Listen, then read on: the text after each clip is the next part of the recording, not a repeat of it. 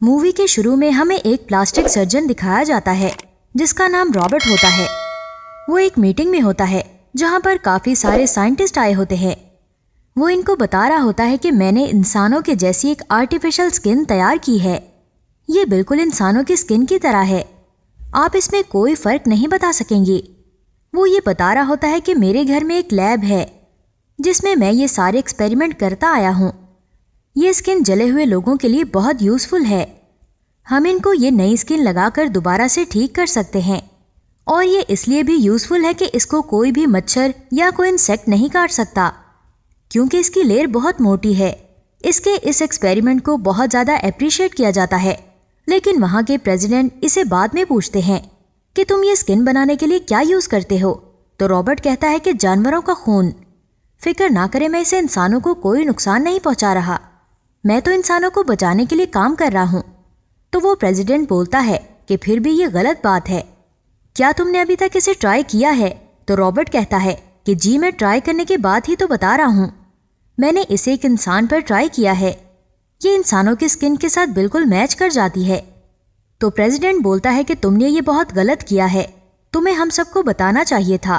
तुम अपने ही घर में किसी भी इंसान पर कोई एक्सपेरिमेंट कर दोगे और सोचो अगर ये एक्सपेरिमेंट फेल रहता तो तुम्हारा क्या होता। तुमने किसी इंसान के डीएनए के साथ रद्दोबदल कर दी है, किसी का डीएनए इसके साथ मैच कर दिया है, और तुम जानते हो ना कि साइंस में ये करना एक क्राइम है। आई एम सॉरी, मैं तुम्हें इस एक्सपेरिमेंट के लिए लाइसेंस नहीं दे सकता, तुम्हें इसको डिसकंटिन्यू करना होगा। तो रॉबर्ट कहता है कि ठीक है, जैसे आपको ठीक लगता है आप कर लें, और वहां से वो गुस्से में अपने घर आ जाता है। इसके घर में एक लड़की होती है जिसके छोटे बाल थे और वो हमेशा स्किन कलर का ड्रेस पहनती थी। उसका नाम था वेरा। रॉबर्ट ने उसको अपने घर में कैद किया हुआ था और हर जगह सिक्योरिटी कैमरा लगे हुए थे ताकि इस पर नजर रख सके, और इसके लिए इसने एक मेड रखी हुई थी। रॉबर्ट इसी औरत को अपनी माँ कहता था क्योंकि शुरू से ही रॉबर्ट को इस औरत ने पाला था। दूसरी तरफ हम वेरा को देखते हैं जो कि अपनी इस लाइफ से काफी तंग थी और इसने कई बार अपना गला और अपनी वेन्स काटने की कोशिश भी की थी, लेकिन उसकी स्किन इतनी मोटी थी कि इसे कोई भी खून नहीं आता था और वो हर बार बच जाती थी। और फिर हमें ये बात भी पता चलती है कि जो इस वक्त वेरा की शक्ल थी वो सेम टू सेम रॉबर्ट की वाइफ के जैसी थी, क्योंकि रॉबर्ट जैसा कि एक प्लास्टिक सर्जन था, इसलिए इसने इस लड़की की शक्ल अपनी वाइफ की तरह कर दी। अब हम देखते हैं कि रॉबर्ट एक दिन बाहर जाता है और इस मेड का बेटा इस घर में आता है अपनी माँ से मिलने, लेकिन वो बिल्कुल भी अच्छा लड़का नहीं था। वो काफी चोरियां किया करता था और बहुत बुरा आदमी था। वो गेट के बाहर से अपनी मॉम से कहता है कि दरवाजा खोलें, मुझे मिलना है आपसे, लेकिन इसकी मदर फोन पर और साथ कैमरा में देखती हुई इसे कहती है कि मेरा तुमसे कोई रिश्ता नहीं, चले जाओ यहाँ से। तो वो आगे से इमोशनल हो जाता है और कहता है कि मामा मुझे आपकी याद आ रही है। तो वो मेड भी इमोशनल होकर दरवाजा खोल देती है। तो वो बुरा आदमी किचन में से सारी चीजें आकर खाने लगता है। साथ ही साथ वो एक एलसीडी पर देख रहा होता है कि कोई लड़की है जिसकी शक्ल रॉबर्ट की वाइफ से मिल रही थी। वो कहता है कि ये तो मारी गई थी, ये कहाँ से आई। वो इसके पास जाता है और इसे टॉर्चर करने लगता है, लेकिन तभी लकीली वहां पर रॉबर्ट आ जाता है और ऐसा होते देखकर इस बुरे लड़के को शूट कर देता है और वेरा के पास जाता है और इसे कहता है कि तुम ठीक हो ना। यहाँ पर पहली बार रॉबर्ट की फीलिंग्स में चेंज आया था क्योंकि वेरा के साथ कोई बुरा कर रहा था। वेरा की शक्ल उसकी वाइफ की तरह थी, तो वो ये बर्दाश्त नहीं कर पाया कि इसके साथ कोई बुरा कर रहा है। इसके बाद रॉबर्ट इस बुरे आदमी की बॉडी को वहां से ले जाता है। इसके बाद मेड वेरा के पास जाती है और इसे कहती है कि क्या मैं तुम्हें कुछ सच बताऊं, अगर वो बुरा लड़का मेरा बेटा है तो मैं एक बात बताती हूँ, रॉबर्ट भी मेरा सगा बेटा है, असली बेटा है, लेकिन जो बेटा उनका मर गया होता है वो और रॉबर्ट सौतेले भाई थे, यानी इन दोनों के फादर्स चेंज थे। अब हुआ ये कि इस मेड का बड़ा बेटा इसलिए बुरा बना क्योंकि वो छोटी उम्र में ही ड्रग्स में पड़ गया था, जबकि रॉबर्ट का फादर रिच था, इसलिए उसने इसे मेडिकल स्कूल में भेजा और वो पढ़ लिख कर काफी अच्छा आदमी बन गया और इसने बहुत ही खूबसूरत लड़की से शादी कर ली जो इसकी वाइफ है। लेकिन उसके मर जाने के बाद वो काफी टूट चुका था, इसलिए उसने तुम्हारी शक्ल अपनी वाइफ की तरह कर दी। वो इसलिए जालिम है क्योंकि वो अंदर से टूटा हुआ है, लेकिन ये बात मेरे बेटे को भी नहीं पता कि मैं उसकी माँ हूँ, क्योंकि शुरू से इसके फादर ने मुझे इस तरह घर में रखा है जैसे मैं उसकी मेड हूँ। जब मेड के इस बुरे बेटे को ये खबर हुई कि रॉबर्ट ने इतनी प्यारी लड़की से शादी कर ली है, तो वो बहुत जेलस हुआ और वो आहिस्ता आहिस्ता उनके घर आना शुरू हुआ और उसने रॉबर्ट की वाइफ को अपनी बातों में लगा लिया और इसे एक दिन लेकर कहीं चला गया। लेकिन रास्ते में इन दोनों की गाड़ी का बहुत बुरा एक्सीडेंट हुआ और उनकी गाड़ी पूरी तरह से जल गई, जिसमें रॉबर्ट की वाइफ भी जल गई और मेरा बेटा वहां से भाग गया। लेकिन रॉबर्ट को जब ये पता चला तो इसे तो अपनी बीवी से बहुत प्यार था। वो फिर भी अपनी बीवी को अपने घर ले आया, इसे कहने लगा कि मैं तुम्हें ठीक कर दूंगा। रॉबर्ट इनोसेंट था और अपनी वाइफ के साथ बहुत लॉयल था। अब उसकी वाइफ को भी ये एहसास होने लगा था कि उसने गलत किया था और जल जाने की वजह से वो काफी उदास रहा करती थी। इसलिए वो एक कमरे में ही बंद रहती थी, जहां पर वो अंधेरा करके लेटी रहा करती थी। इसके कमरे में इसलिए कोई शीशा नहीं था कि कहीं वो अपना फेस और बॉडी देखकर डर न जाए। इसको नहीं पता था कि इसकी मॉम कहाँ गई है। उसको लग रहा था कि शायद वो काम से गई है और वो एक दिन ग्राउंड में खेल रही होती है। तभी रूम में पड़ी हुई उसकी माँ को उसकी आवाज आती है। वो बैल्कनी से नीचे देखने लगती है तो वो वहां विंडो पर लगे शीशे में अपनी शक्ल देख लेती है, जिसे देखकर वो चिल्लाने लगती है और बैल्कनी से नीचे जंप लगा देती है, यानी कि वो सुसाइड कर लेती है अपनी बेटी की आंखों के सामने। लेकिन उसकी बेटी को ये नहीं पता था कि मेरी मॉम का ऐसा हाल है। वो इसे देखकर डर जाती है और इसे सामने मरता देखकर पागल हो जाती है और उसे ठीक होने के लिए मेंटल हॉस्पिटल भेज दिया जाता है। और रॉबर्ट यहाँ पर काफी अकेला रह गया था। उसने अपनी बीवी को खो दिया था और उसकी बेटी भी उससे दूर जा चुकी थी। अब यहाँ पर वो मेड स्टोरी बताना बंद कर देती है और अब देखते हैं कि रॉबर्ट वेरा के साथ काफी अच्छा हो गया है और इसे सॉरी करता है कि मैंने तुम्हारे साथ जो भी किया गलत था। और वेरा भी इसे कहती है कि कोई बात नहीं, मैंने तुम्हें माफ किया। और वो दोनों एक साथ खुश रहने लगते हैं। एक रात वो सो रहे होते हैं तो इन दोनों को एक ख्वाब आता है।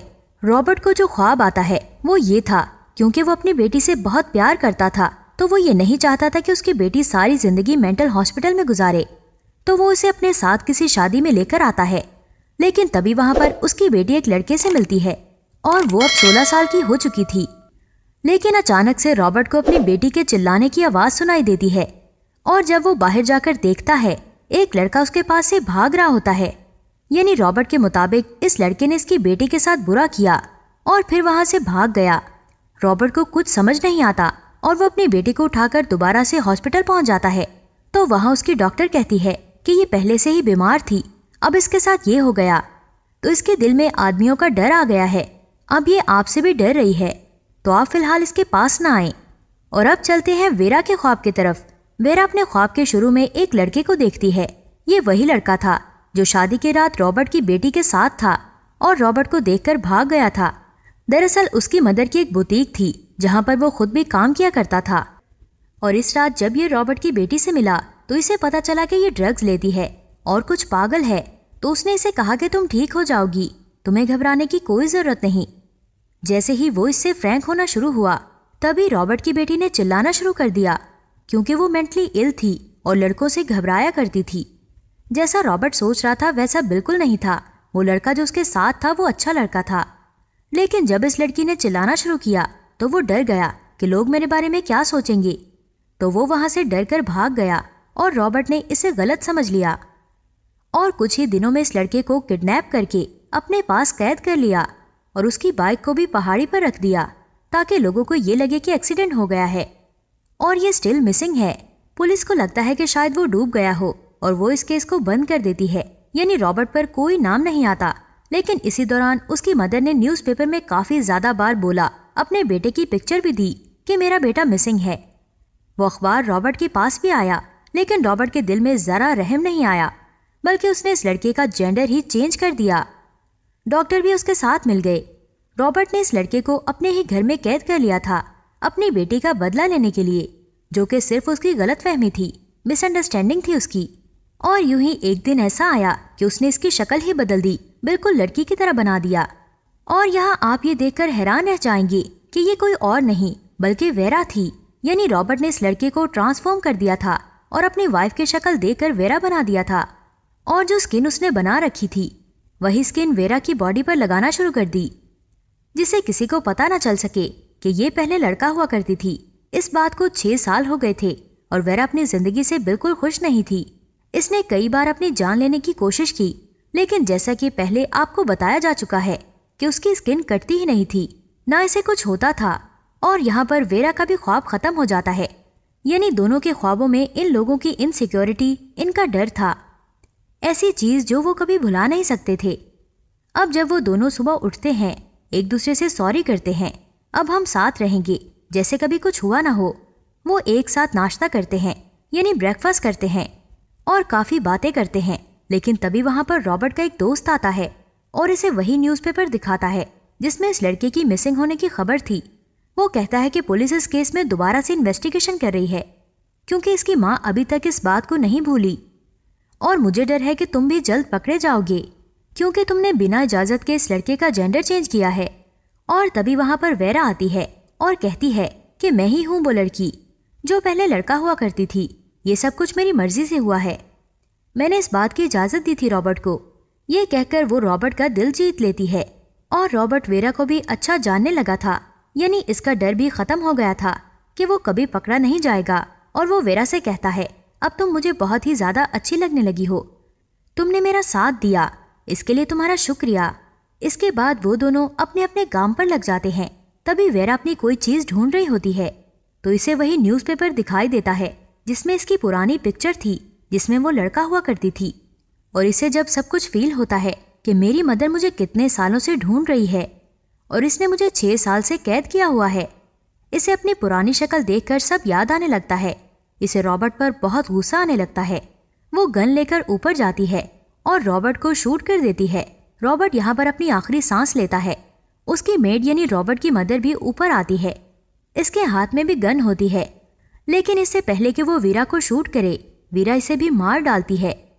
और अब वो कुछ नहीं जानती थी सिर्फ इसके सिवाय कि इसको अपनी मदर से मिलना है। और वो कहती है कि बस हो गई एक्टिंग, मुझसे और नहीं बर्दाश्त होता ये सब। और वो रॉबर्ट के साथ जो भी अच्छा रहने का ड्रामा कर रही थी वो सिर्फ एक एक्टिंग थी, और वो इसलिए कर रही थी कि वो उसको मारकर आज़ादी हासिल कर सके। वो सीधा वहां से अपनी मदर के बुटीक में जाती है जहां पर वो खुद भी काम किया करती थी। वहां पर उसको अपनी मदर की असिस्टेंट मिलती है और इसके सामने वो रो देती है।